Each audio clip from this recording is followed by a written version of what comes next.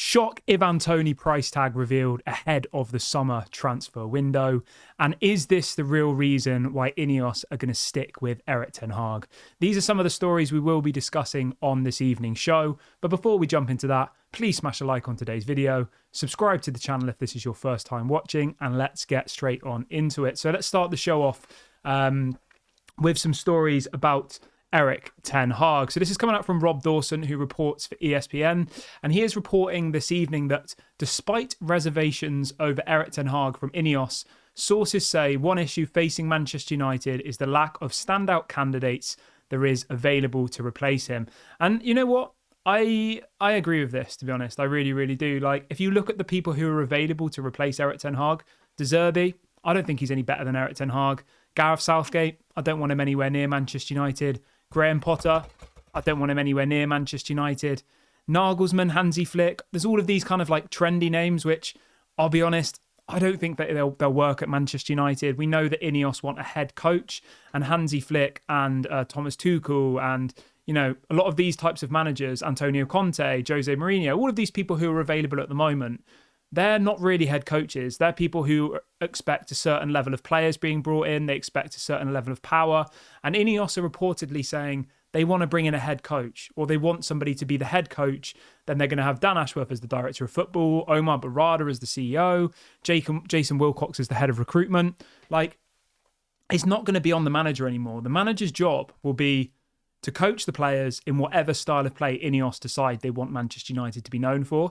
And a lot of these managers that are available at the moment, you know, the likes of Conte, the likes of Mourinho, they have very specific styles that they've played throughout their whole career. They're not going to come in and be modelled by INEOS. They're not going to come in and be told what to do, because effectively, let's be real, right? Hansi Flick, Nagelsmann, Conte, Thomas Tuchel, they've achieved way more in football than what INEOS have achieved in football. INEOS have effectively achieved nothing. They took over Nice, and I think in the last 6 or 7 years of them being at Nice, I think they haven't even got top 4 won. So in a football sense, INEOS are not really very serious, are they? If you think about it logically. I know in cycling they've done really well, and I know in, obviously, you know, there are other businesses, they've been incredibly successful. But in a footballing perspective, you know, it's not like Manchester United are known for being a serious club. We're a laughingstock amongst most other football clubs and in the kind of the general football world, aren't we? So if a manager comes into Manchester United at this point, they're going to want responsibility, and effectively INEOS aren't willing to give that. And I think that this story that's come out from Rob Dawson really homes in on why I think one of the many reasons Erik ten Hag should stay at Manchester United, because there isn't an obvious replacement out there. Obviously, there's, you know, the dreams of someone like Zinedine Zidane, but we know he's not going to come to Manchester United. And when you look at the, you know, the odds of the next Manchester United manager, I think that's what really scares me, because we've done this so many times on the channel, and like when you look at who those people are, we'll go through it really quickly. Why not? So the number one favourite is Gareth Southgate. That makes me feel sick. The next one is Graham Potter. Equally doesn't excite me in the slightest. Then you've got Thomas Tuchel, who is obviously a good manager, has won the Champions League, you know, but he's gone to Bayern Munich with better players in a lesser league, and he's failed. And he didn't do very well at PSG either, really, did he? So for me, Thomas Tuchel's a no. And then you go further down than that, and it's like Unai Emery. Like, are we really thinking we're going to get Unai Emery from Aston Villa? Zinedine Zidane, like Roberto De Zerbi. Like, honestly, from the list that I'm looking at right now of the managers who are most linked to be the new manager, I genuinely wouldn't swap any of them for Erik ten Hag, bar maybe Zinedine Zidane. It's literally Jose Mourinho, Thomas Frank, Nagelsmann, De Zerbi, Thomas Tuchel, Graham Potter, and Gareth Southgate. Like, I genuinely don't want any of those people. And then we've got a story coming out from Fabrizio Romano as well on the managerial position. So let's talk about that really, really quickly. Erik ten Hag, it says Manchester United want to keep monitoring the situation around Erik ten Hag. It says, but so far the conversations between him and INEOS have been positive, and there isn't anything close in terms of discussions with other managers. And I think that when we get stories coming out from Fabrizio, who is, in my opinion, one of, if not the best journalists in the football world, saying that, you know, Man United aren't talking with other managers at the moment. You know, this is all just noise. It's smoke screens from the media who are obsessed with getting Gareth Southgate to become the new United manager. I don't know why. Most of these people probably don't even support Manchester United. They probably support rival clubs. I've seen a couple of pundits, you know, singing the praise of Gareth Southgate, and then they're asked, oh, so would you want him at your club? Oh no, I don't want him at my club. You've got to take all of this stuff with a pinch of salt. But as always, I want you guys to let me know in the comment section, what's your thoughts of Erik ten Hag? Do you think we should stick with him? He's got 1 year left of his contract. His contract expires next summer.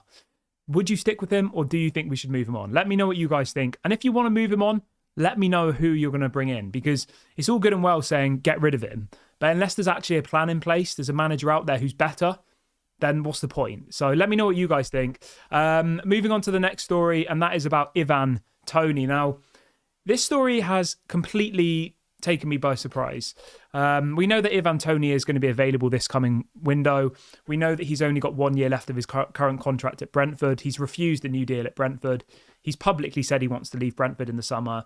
Everybody knows that Ivan Toney is going to move this summer, right? That's probably the most obvious transfer of the coming transfer window. But the price that's kind of been mentioned over the last kind of 6 or so months has been people saying Brentford are going to want 100 million and 80 million and like all of these crazy amounts of money. And I've been sat there thinking, Ivan Toney's a good player. He is, of course he is. He's 28 years of age, which is, it's not old, but, he's in his prime now, isn't he? He's probably got maybe 6 or 7 years at the very, very best left in him, right? He's obviously had quite a good season so far, considering he was, obviously banned from football for most of it. But the story coming out from Plettigol, who is obviously the German journalist for Sky Sports, Florian Plettenberg, very reliable journalist, he is reporting this evening that apparently the price tag for Ivan Toney is at the moment around 30 to 40 million pounds. And I saw this story and I thought, how the hell can that be true? Like, how? But when you actually think about it, right, he's got 1 year left of his contract. He's 28.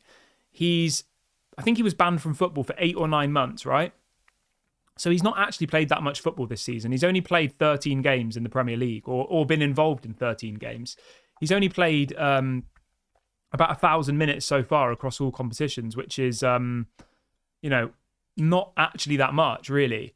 But 30 to 40 million, I would take that. I would take him in a heartbeat for that type of money. If we could get him for 40 million from Brentford, I would go and do that deal tomorrow. I think the thing that put me off with Ivan Toney was if Man United were going to throw 80 to 100 million at him, I think that would have just been stupid, personally.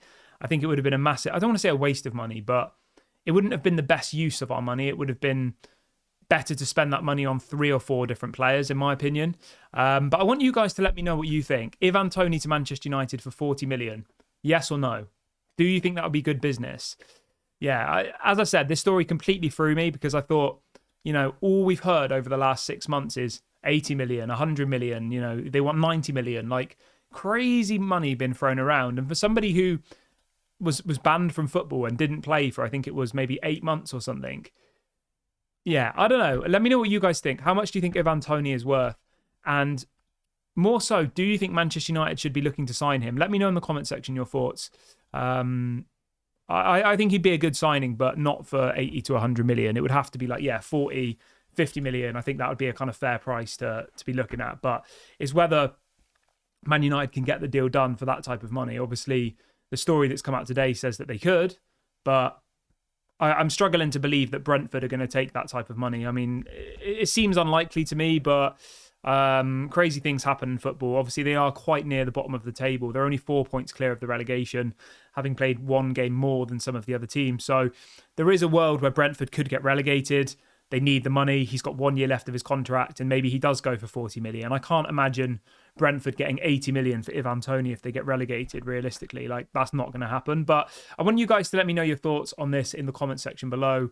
Also, let me know your thoughts on Erik ten Hag. I'm going to wrap the video up here. This has been Daily Red Devil. Thank you so much for watching. If you have enjoyed today's video, please leave a like, comment, subscribe on your way out. Speak to you all soon.